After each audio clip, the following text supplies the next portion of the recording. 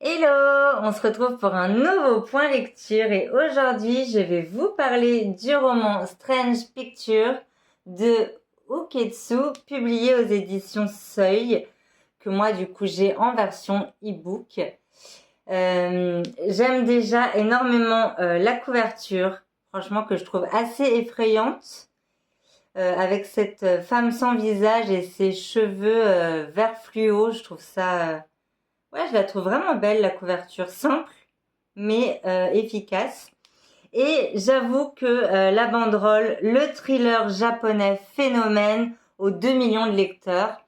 J'avoue que d'habitude les banderoles c'est vraiment le truc ouais, auquel on croit pas trop, quoi, clairement, où on s'en fout un petit peu. Mais là, c'est vrai que j'ai trouvé que cette banderole-là donnait vraiment envie de découvrir cette histoire qui paraît très étrange avec ses dessins mystérieux.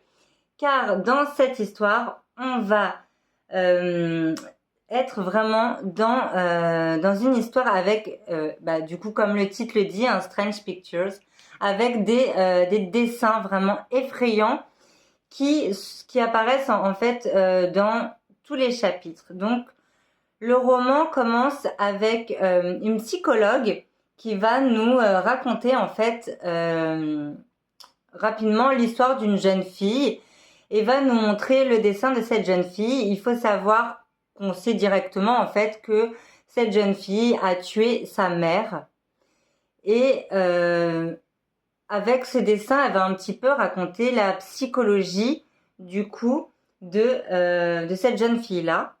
Et ensuite, on passe directement au premier chapitre qui s'appelle La jeune fille, les cheveux au vent. Donc, c'est ce dessin-ci.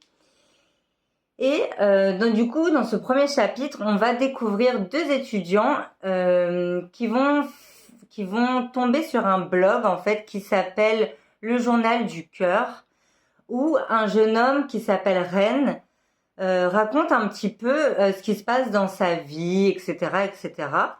Donc au départ, c'est un blog franchement assez classique. Donc on va vraiment lire le blog. On va vraiment avoir, comme si on était devant notre écran en train de découvrir ce blog. Et donc il nous raconte un petit peu sa vie. Et il va se passer quelque chose qui fait que sa femme va commencer à faire des dessins assez particuliers qui va nous montrer vraiment au fur et à mesure. Et pendant toute une période, Ren ne va plus du tout donner de nouvelles sur le blog. Il va revenir un jour et laisser comme un message d'adieu en fait sur ce blog en disant j'ai compris en fait la signification des dessins et voilà. Et je vous laisserai après découvrir la suite, mais c'est vraiment très mystérieux. Et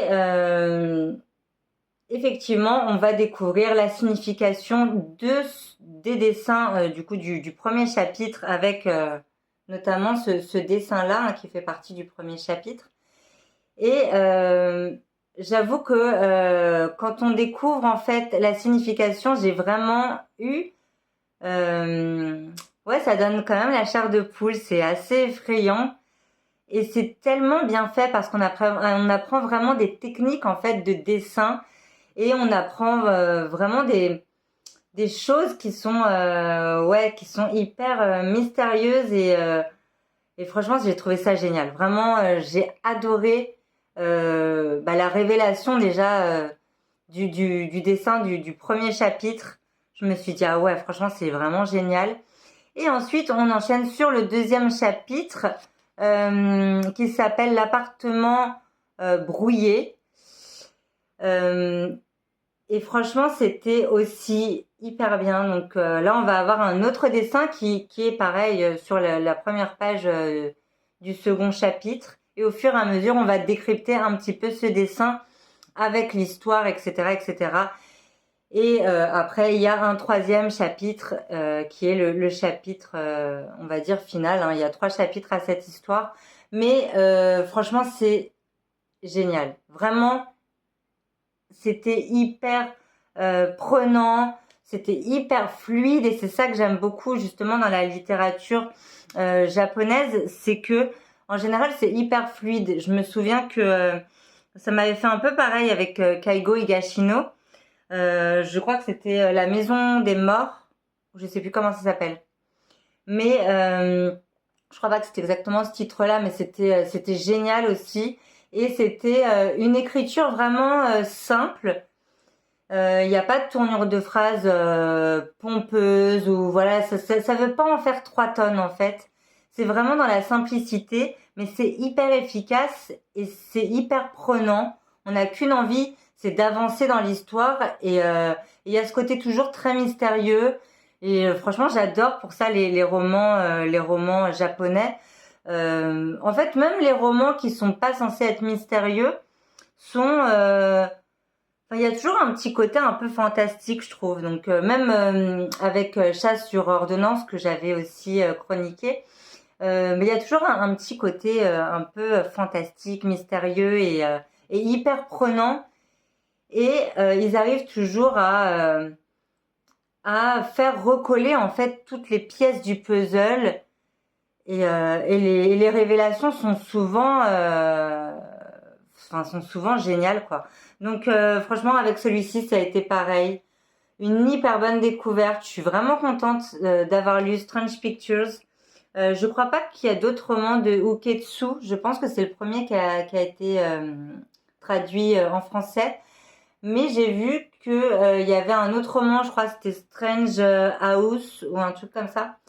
Et franchement, ça me donnait envie aussi. Donc je sais pas si, enfin j'ai pas fait plus de recherches que ça, mais j'ai l'impression que c'est le premier qui a été édité en français. Euh, En tout cas, si vous aimez les lectures euh, qui donnent froid dans le dos, les lectures, enfin surtout les thrillers, thrillers policiers, parce que là on est vraiment dans un thriller policier, hein, vraiment à 100%. Euh, on est quand même dans une enquête et c'est vraiment génial. Donc, si vous aimez les enquêtes, les thrillers, euh, les romans qui font peur, enfin voilà, tout ça mélangé là-dedans, franchement, je pense que vous allez adorer autant que moi cette lecture. Voilà, n'hésitez pas à me donner votre avis en commentaire si vous l'avez lu ou si c'est un roman qui vous tente. Et puis, ben, en tout cas, moi, c'est sûr, je pense que j'oublierai pas de sitôt cette lecture-là, car franchement, je m'attendais pas du tout à ça et j'ai adoré. J'ai vraiment adoré ce concept de dessin. Franchement, c'est vraiment top. Et voilà, ben, on se retrouve bientôt pour un prochain point lecture. Ciao, ciao!